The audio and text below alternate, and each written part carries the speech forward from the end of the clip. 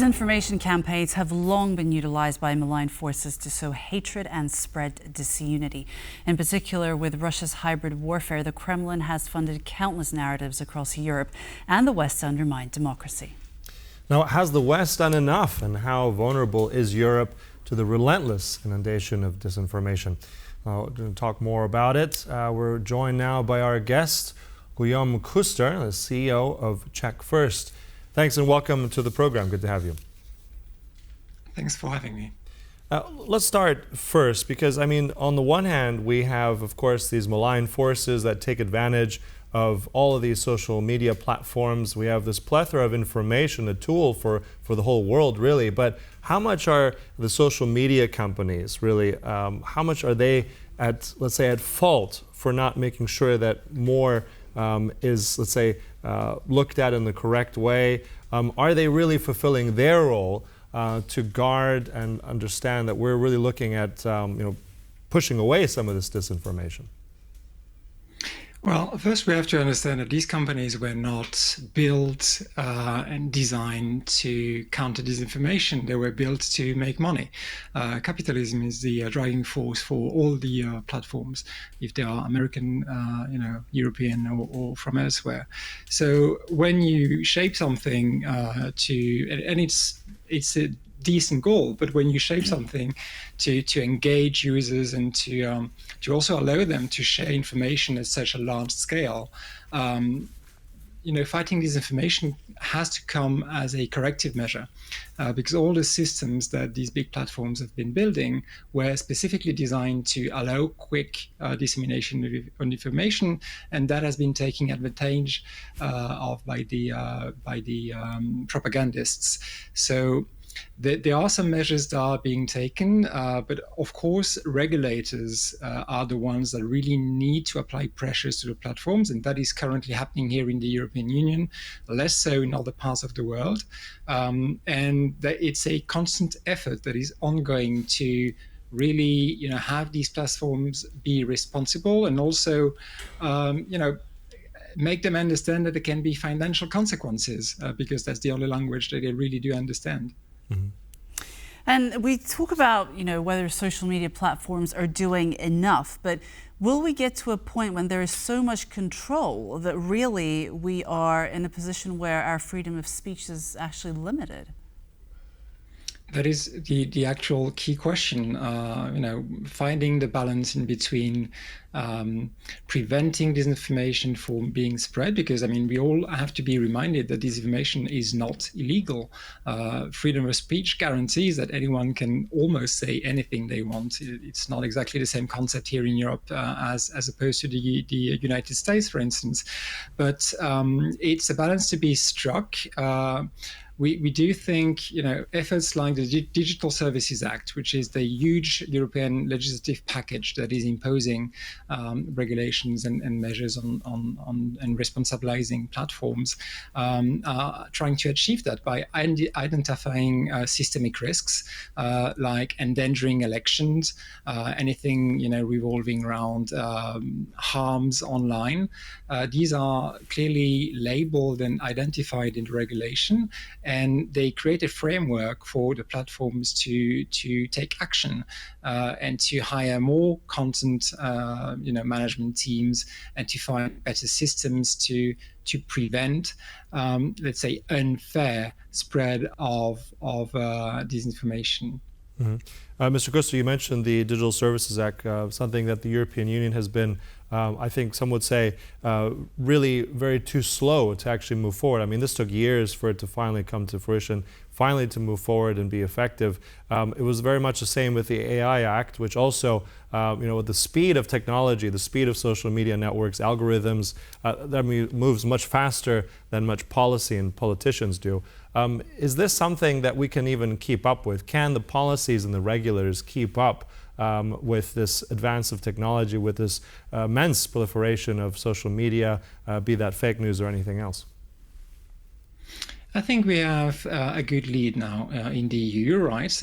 These things take time, precisely referring to your previous question, because there's that balance to be struck in between preventing disinformation from spreading and other online harms, and keeping the freedom of speech for everyone in the European Union. So that is part of the reasons why it takes time, but also these legislations and specifically the DSA.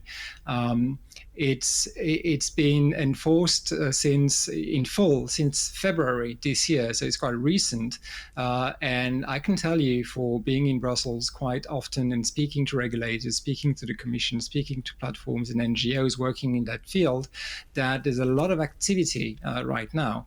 The European Commission has opened proceedings looking into what platforms such as Meta's platforms, Facebook and others, X or TikTok are doing, and they are building cases, and we did not see yet a big case before jurisdictions, but it's going to happen someday, and that's going to create jurisprudence and also probably remind all the platforms of the potential consequences. I mean, they can have really massive fines, and we're speaking in billions of dollars here. So there's, their capitalistic mindset is quite sensible to that sort of arguments. Mm-hmm.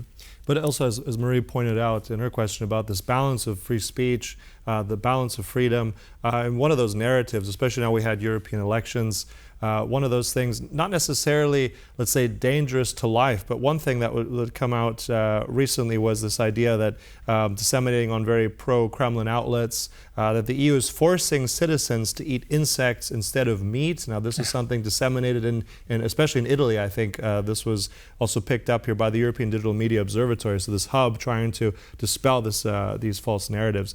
So if we have something like that, we have a silly headline, but nevertheless, it gets ingrained in people's news cycle. It gets spread in videos, as we've shown earlier in the videos. So how do we tackle something like that? We always seem to be a little bit one step, a little bit behind.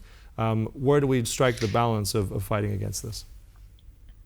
It's very easy for propagandists to, put out something absurd, but which might stick in people's heads, and it's way harder to debunk it and to correct that. And there are studies, showing that disinformation is spreading much quicker than debunks and correct information.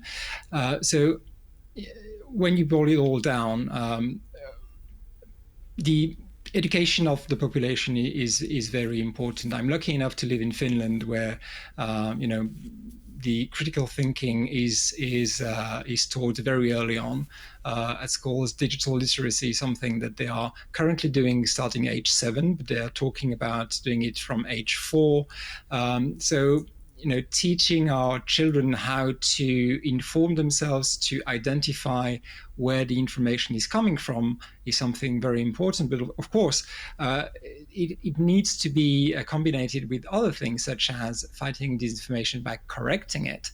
And it's a tricky one, because you just reminded of the eating insects piece of disinformation. Just by talking about that, we are just participating into that illusory truth effect, where you hear it somewhere and reputation makes it so that people don't really remember where they heard it from and might accept it. It just, it's a vague memory that would come back at dinner time in a conversation, and people don't really remember where they heard it first.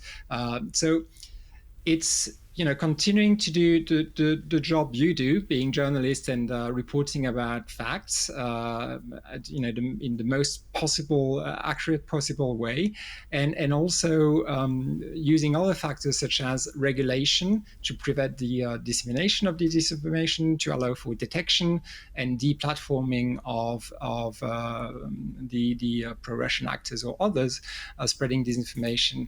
The education of the population very early on, but also for the elderly, for people in their 40s and 50s, is something that is needed to have a common effort to fight propaganda and disinformation. I just wanted to ask you, because now there is definitely a greater awareness of disinformation, and especially the efforts that are coming out of Russia. And obviously people like yourself, you work very hard to raise that awareness. But I wanted to ask, would you say that there is as much work done on the front of raising awareness and combating, for instance, child sex trafficking, which happens online as well? I'm not an expert on these questions. I mean, we don't work on these questions. What I can tell you is that there's been an increase in number of organizations and the number of staff at regulators and at the European Commission and in governments fighting disinformation. These are two separate issues. So, but I don't really know about the fight of sexual abuse and that kind of content. So I'm not fit for that question, unfortunately.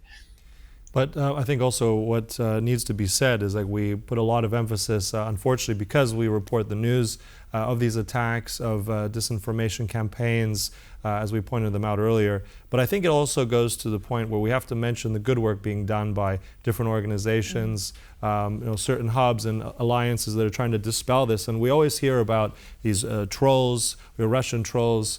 I want to mention the elves. I don't know if you know this, but there's some really great work being done out of Lithuania, for instance, elves trying to dispel this kind of information with truth and facts, and I think we need more of those. So I think the fight continues. It's something that I think will have much more work ahead, but we'll conclude it there. Thank you so much. That was Guillaume Kuster, CEO of Check First. Appreciate all those insights today. Thank you.